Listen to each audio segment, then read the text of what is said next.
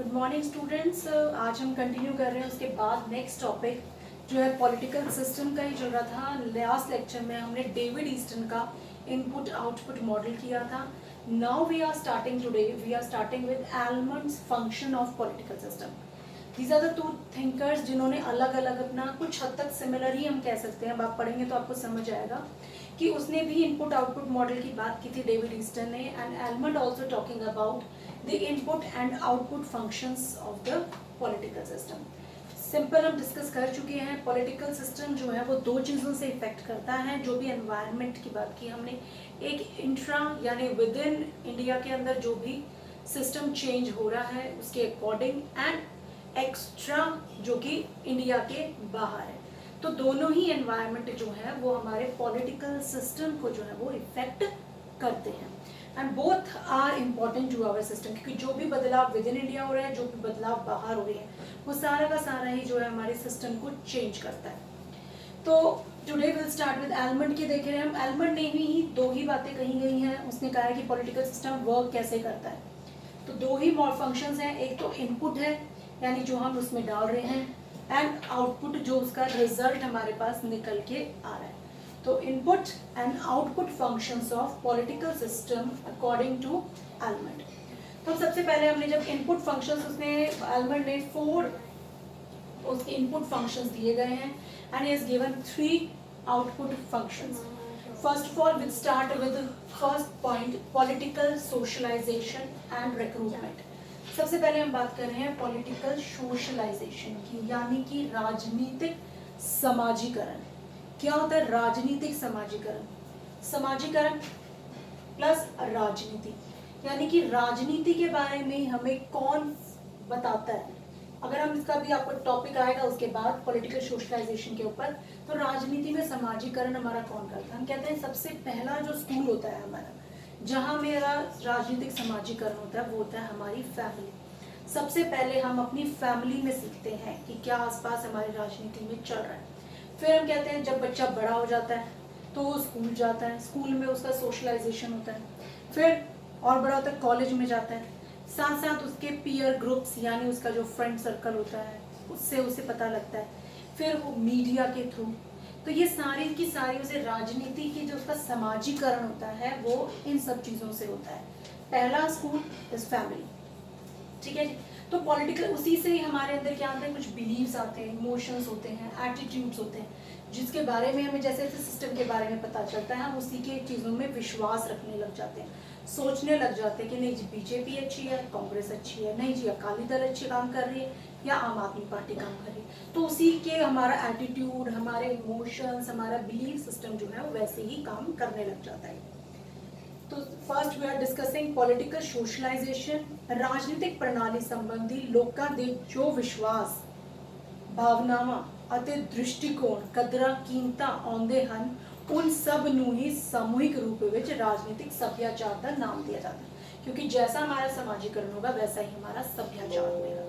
तो ये सारी की सारी चीज़ें मिलाकर जो है वो पॉलिटिकल सोशलाइजेशन की बात करते हैं। फिर कहते हैं कि ये एक जनरेशन से मूव करता है दूसरी जनरेशन में। हमने जो सीखा है, समझा है हमें राजनीति के बारे में, वो हम किसको सिखाते हैं? अपनी अगली जनरेशन, अपने बच्चों को।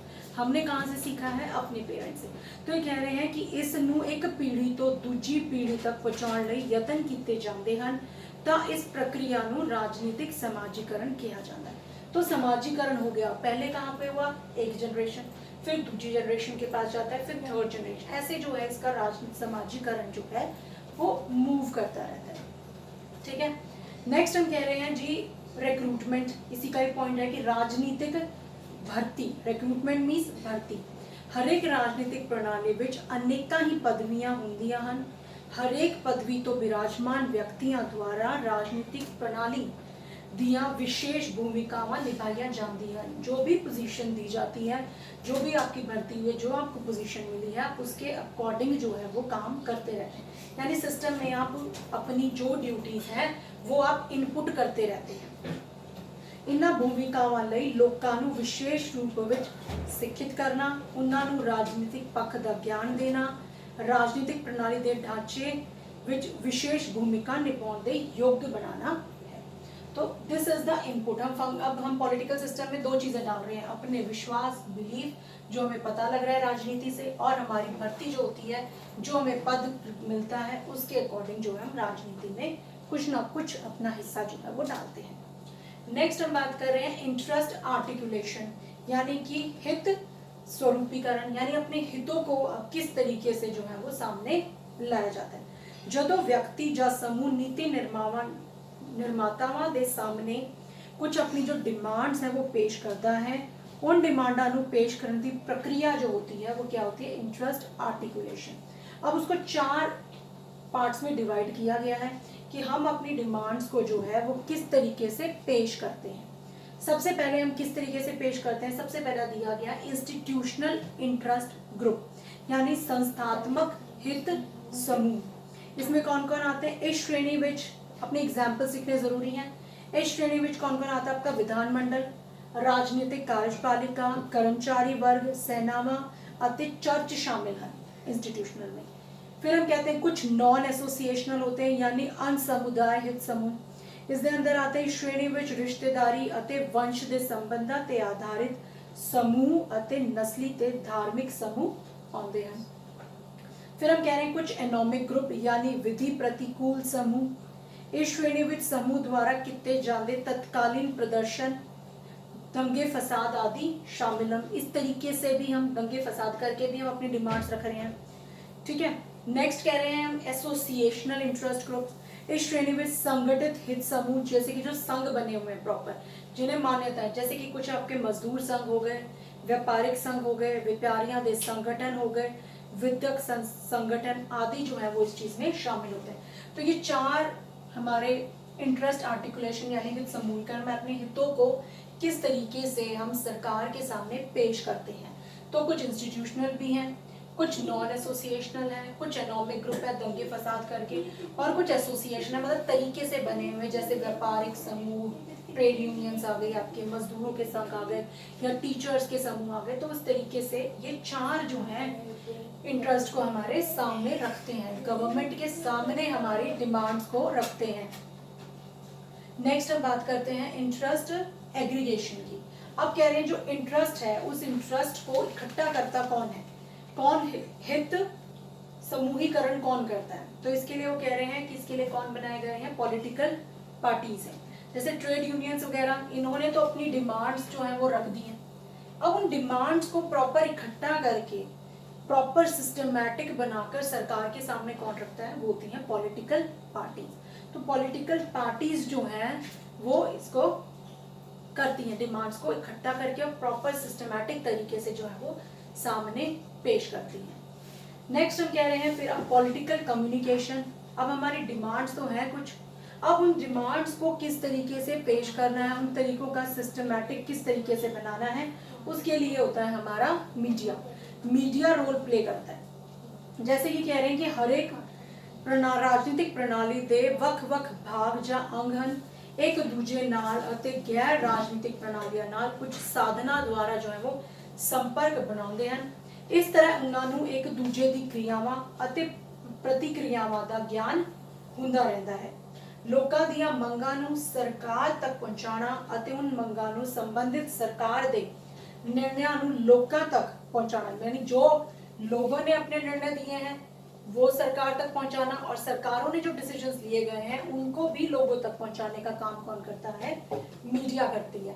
तो इस तरीके से ये हमारे 4 इनपुट फंक्शंस हैं जो बताए गए हैं कि किस तरीके से राजनीतिक प्रणाली में डिमांड्स जो है वो रखी जाती हैं। इनपुट कि किस तरीके से अपने जो भी उनके सोच है, विचार हैं, डिमांड्स हैं, किस तरीके से वो सिस्टम में पेश करते हैं।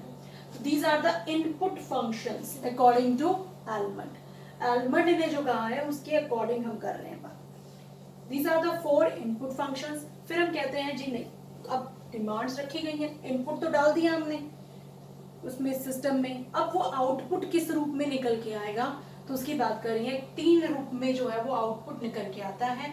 1 इज लेजिस्लेचर, कि लेजिस्लेचर आगे जो कि कानून बनाती है, दूसरी है जो कानून को लागू करती है, एंड 3rd इज जुडिशरी, यानी जो कि पाबंदियां लगाना या न्याय करना, उन सब चीज़ों को देखते कि ये दोनों ने जो सिस्टम बनाए हैं वो ठीक है कि नहीं है, उन चीज़ों को वो न्याय करती है जुडिशरी। ठीक है जी, सबसे पहले आ गया नियम निर्णय कार्य, यानी कि जो लेजिस्लेचर करती है, विधानमंडल या विधान पालिका हो गई जो हमारे काम करती है, कानून बनाती है। नेक्स्ट आ गई आपकी नियमन लागू करना, यानी रूल एप्लीकेशन करती है। एंड नेक्स्ट इज जुडिशरी, जो ये रोल प्ले करती है कि यानी कि सरकार जो भी महत्वपूर्ण जो भी डिसीजंस वगैरह लिए गए हैं तो ये जुडिशरी जो है वो न्याय करती है उसके अकॉर्डिंग। तो these are the input and the output functions of element. Hope students clear है आपको इतना कि दोनों ही मेन इंपॉर्टेंट है। ऐसे ही हमने डेविड ईस्टन का किया था कि डेविड ईस्टन ने किस तरीके से जो है वो अपने इनपुट आउटपुट फंक्शंस की बात की थी। डिमांड, सपोर्ट आया एंड आउटपुट निकाला as in the form of decisions. उसके बाद कुछ हमें 3 पॉइंट्स और दिए गए हैं। Almond and Powell, almond and Powell ने भी जो है वो 3 जनरल फंक्शंस दिए गए हैं कि किस तरीके से जो है वो हमारा सिस्टम जो है वो वर्क करता है। फर्स्ट उसने दिया है कि growth of capabilities of system, growth of capabilities of system, यानी कि प्रणाली दिया समर्थतावां दा विकास करना। यानी हर एक राजनीतिक प्रणाली समूचे वातावरण तो प्रभावित होती है। जो भी एनवायरनमेंट होता है उस एनवायरनमेंट से हम बार बार कह रहे हैं इंट्रा एंड एक्स्ट्रा, 2 तरीके के एनवायरनमेंट की बात कर रहे हैं, तो वो उन सब से जो है वो प्रभावित होती है। वातावरण के अनुसार योग्यता सहित कार्यकरण की समर्थता दी होंद हर एक राजनीतिक प्रणाली का मूल आधार है। ठीक है जी, तो कह रहे हैं कि उसमें कैपेबिलिटी होनी चाहिए सिस्टम के साथ कोप अप करने की कि वो किस तरीके से बढ़ेगी। नेक्स्ट आ गया कन्वर्जन, यानी कन्वर्जन होता है प्रोसेस, कन्वर्जन प्रोसेस होता है जिसमें कि हम 2 बातें करते हैं। कहते हैं कि इनपुट होता है, कन्वर्ट कैसे होगा, इनपुट जो भी हमने डिमांड्स रखी गई हैं एज एन इनपुट काम करती हैं, और इनपुट किस में कन्वर्ट हो जाता है, वो आउटपुट में। यानी जो भी हम डिमांड्स, सपोर्ट जो भी रखते हैं उसके बाद आउटपुट निकल के आता है इन the form of the decisions. जो भी डिसीजंस जो लिए गए हैं वो आते हैं। ठीक है जी, तो इनपुट जो निवेश किया गया एंड निकास, ये दोनों ही चीजें जो है वो इंपॉर्टेंट है। तो ये कन्वर्जन प्रोसेस जो है वो चलता रहता है। थर्ड हम कह रहे हैं कि system maintenance, system maintenance and adaptability, यानी एडाप्शन फंक्शन।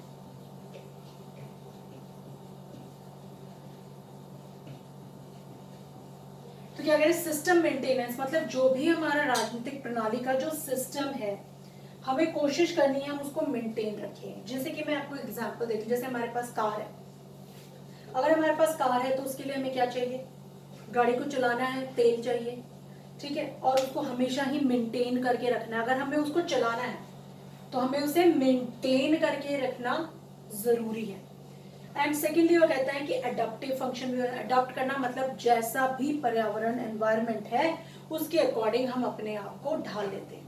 तो कह रहे हैं कि पॉलिटिकल सिस्टम के इस तरीके से काम करना चाहिए कि वो ग्रोथ भी होनी चाहिए, उसकी बढ़ना भी चाहिए, उसमें कैपेबिलिटी होनी चाहिए, उसमें समर्थता होनी चाहिए उस सिस्टम के साथ कोप अप करने की। सेकंड कहते हैं कन्वर्जन, यानी बदलाव होता रहता है, इनपुट कुछ हम डालते हैं सिस्टम में एंड आउटपुट जो है वो निकल के आता है बाहर। उसके बाद हम कहते हैं कि सिस्टम को मेंटेन करके रखना होता है हमें, कि सिस्टम मेंटेन रहे, यानी कि प्रणाली पोषण अतिरूप अनुकूलन कार्य होना चाहिए, कि यानी वो जैसा भी है, जैसा भी सिस्टम एनवायरनमेंट हो उसके अनुकूल अपने आप कुछ बदलाव कर लेना, चेंज कर लेना एंड सिस्टम को हमें मेंटेन करके रखना पड़ता है। तो these are the functions of the given by Almond and Powell. So students complete होता है, हमने 3 तरीके के जो है वो पॉलिटिकल सिस्टम की बात की है। जो 3 हमने जनरल पहले कैरेक्टरिस्टिक्स की थी पॉलिटिकल सिस्टम की, उसके बाद हमने डेविड ईस्टन का इनपुट आउटपुट मॉडल हमने कवर किया। Then we have covered Almond function of political system, जिसमें हमने इनपुट आउटपुट बात की है, एंड थर्ड एलिमेंट एंड पावल के जो 3 पॉइंट्स जो है वो डिस्कस किए गए हैं। ठीक है students, so these are the main important functions of political system which are described by David Easton, Almond and Powell. तीनों का ही सिस्टम वेरी इंपॉर्टेंट है, but main important are these two are very important. Okay students, तो ये करना बहुत जरूरी है। शॉर्ट जो है इनमें से क्वेश्चंस जो है वो जरूर आते हैं। Okay students, thank you.